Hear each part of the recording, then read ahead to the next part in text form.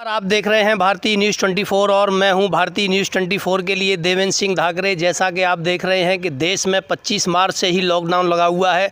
अगर हम विश्व की बात करें तो नवंबर दिसंबर से ही जो है पूरे विश्व में कोरोना को लेकर मचा हुआ है। ऐसे में अगर जनता की आवाज़ किसी ने उठाई है और ये उठाना लाजमी भी था। ऐसे ही हमारे साथ जो है जिन्होंने सुप्रीम कोर्ट में एक रिट याचिका दायर की है, गजेंद्र शर्मा जी मौजूद हैं। उनसे जानते हैं जनता के हितों के लिए, जैसा कि गाड़ी की किस्त है, EMI है, इन्होंने सुप्रीम कोर्ट में जो रिट याचिका दायर की है। शर्मा जी, आपका भारतीय न्यूज़ 24 में बहुत बहुत स्वागत है। जनता के हित को लेकर जिस तरह से आपने जो है रिट दायर की है, तो क्या निर्णय उसमें जो है आने वाला है? क्या RBI की गाइडलाइन, क्या सुप्रीम कोर्ट ये करने जा रहा है? क्या आप उस पर कहना चाहेंगे? क्या जनता को कितना रिलीफ मिलेगा उससे? देखिए, मैं तो ये कहूँगा कि ऐसा मेरे भगवान ने, मेरे सभी लोगों ने मुझे एक ऐसी ताकत दी, अदृश्य ताकत, जिस ताकत का मैं आंकलन नहीं कर सकता। और नेचुरल आशा अंदर से एक जागृति हुई कि हमें इस अन्याय के ख़िलाफ़ जाना चाहिए। क्योंकि देखिए, कोरोना जैसी बीमारी कभी थी नहीं जी, और न कभी भगवान से प्रार्थना करते ऐसी हो। तो ये महामारी आज हमारे यहाँ जो फैली, उस महामारी के लिए जो हमारा सबसे बड़ा जो उद्देश्य था, ये था कि हम अपनी अर्थव्यवस्था को, और वो अर्थव्यवस्था नीचे वालों से सही नहीं होगी ना ऊपर वालों से सही होगी। ऊपर वालों को कोई ज़रूरत नहीं है, जो रोज़ खा रहा है, रोज़ कमा रहा है। रोज़ खाने कमाने का मतलब ये नहीं है कि मजदूरी कर रहा है। बेचारा मकान है, मकान लिया उसने, इस पर्पज़ से लिया उसने मकान कि कम से कम मैं उस मकान में रहूँगा और उसकी किस्त दूँगा बड़ी ईमानदारी से। और सबसे ईमानदार व्यक्ति यही, वो करोड़ों लोगों के जो ईमानदार हैं, मकान की EMI कार ली, बोले यार मुझे भी, मेरी भी इच्छा है कि बड़े लोग घूमते हैं तो आज मैं भी कार लूँ। तो उस बेचारे ने कार ली, कार लेके घूमने लगा, उसकी EMI। लेकिन उसे ऐसा क्या पता था कि वो ऐसे भी दिन आएंगे जहाँ उसको कमाने के लिए, क्या पेट के लिए उसके पास खाना नहीं होगा। और वही स्थिति आई कोरोना जैसी महामारी में। आज उसको खाने के लाले पड़ गए, तो किस्त देना तो उसके लिए बहुत बड़ी बात हो गई। इतने सारे मुद्दे उसके ऊपर छा गए कि जब लॉकडाउन खुला था तो यदि कोई ऐसा मानक हो और उस मानक से उसका अंदर से चेक निकालें, तो पता है क्या सोच रहा था सपने में?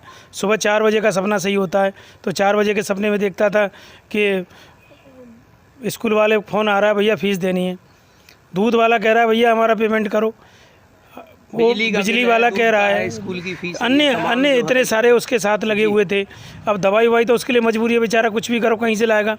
तो वो आप सही आंकलन करें तो उस व्यक्ति का अपना जो है, जो उसने अपना बताया, एक ज्वेलरी जो बनाता है आदमी, वो ज़िंदगी में एक सुरक्षा के लिए उसकी बनाता है।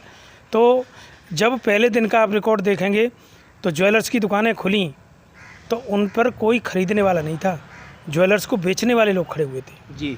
ये हमारे लिए बड़े दुर्भाग्य की बात है। और आंकलन करिए, मैंने देखा प्रैक्टिकल, उन दुकानों में भीड़ थी बेचने वालों की। तो बेचने वाले कौन थे? मैं और आप ही थे जी। उसमें कोई बाहर का आदमी तो था नहीं, क्योंकि मुझे किस्त भी देनी है, बिजली का बिल भी देना है, मुझे फ़ीस भी देनी है।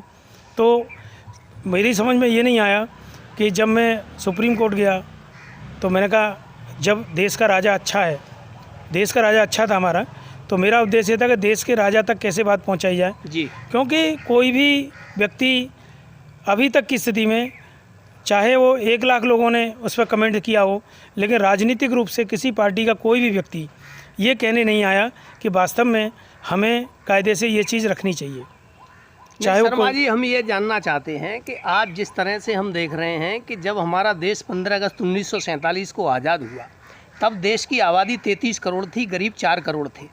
आज गरीबी बढ़कर 84-85 करोड़ हो गई। आप जो है अमीर लोगों के, व्यापारियों के, बड़े बड़े जो है व्यापारियों के तो कर्ज माफ़ करते हो, क्या इन गरीब की जो EMI जानी है, EMI को जो है माफ़ ना करके ब्याज को माफ़ कर दिया जाए? क्या ये मोदी सरकार इतना बड़ा निर्णय लेने में क्यों इतना जो है हिचक रही है? ये निर्णय में इसीलिए हिचक रही है क्योंकि ये वर्ग ऐसा है जो बेचारा पिटने के बावजूद भी बाहर निकलता है तो बाल काट के निकलता है, वो क्रीम लगा के बाहर निकलता है। वो कहता है कि नहीं, बोले कुछ नहीं हुआ। जैसे कोई आदमी गिर जाए, उठने के बाद कितनी भी चोट हो, उसके बाद कहता नहीं कुछ हुआ कि नहीं हुआ। तो यही बेचारे उस आदमी की स्थिति है कि वो कह नहीं पा रहा है और उसकी कोई भी ऐसी चीज़ नहीं है कि जो उसका आंकलन बेचारे का, कल आंकलन करोगे तो 100% वो बिल्कुल एक सब की तरह से है। वो मुर्दा हो चुका है, उसके पास कुछ नहीं है, वो केवल जिंदा रह रहा है, अपने बच्चों को देखता है, अपने परिवार को देखता है, उसके बाद फिर कहता है कोई बात नहीं, कल अच्छा होगा, कल फिर अच्छा होगा।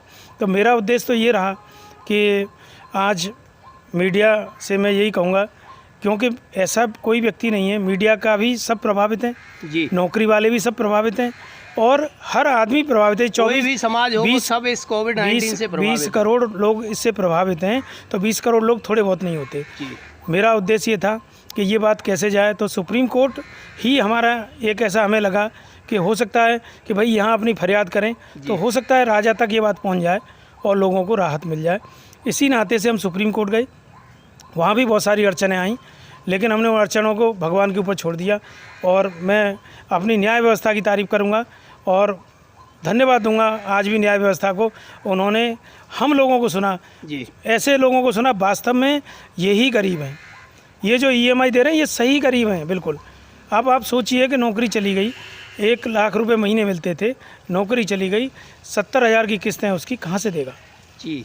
और आप सर्वे करिए, आप कोई भी सर्वे कराए, सत्यता यही है, सत्यता को आप झुठला नहीं सकते और सत्यता में यही निकल के आएगा और नौकरी आगे मिलनी नहीं है कोई आगे। तो ये हमारे साथ थे गजेंद्र शर्मा जी, जिन्होंने उन गरीबों को, जिन्होंने अपने लोन पे जो है मकान लिए या गाड़ियां ली, सर्वोच्च न्यायालय का जो है दरवाज़ा खटखटाया, ये फरियाद की कि इन लोगों की EMI माफ़ की जाए। ये जो है अब सर्वोच्च न्यायालय के ऊपर है। हम तो तमाम उन भारतीय न्यूज़ 24 के दर्शकों के कहेंगे कि ये जो गरीबी है, आज हम देख रहे हैं कि लोग जो है अवसाद का शिकार हो रहे हैं, लोग जो है आत्महत्या करने के लिए मजबूर हैं। उन गरीबों के लिए गरीबी का नारा देते थे लोग, जो है आज अमीर हो गए और वो गरीब गरीबी रहा, उस पर कर्ज से डूबता गया। शर्मा जी, आपका जो है बहुत बहुत धन्यवाद भारतीय न्यूज़ 24 के लिए। सभी लोग आगे की न्यूज़ के लिए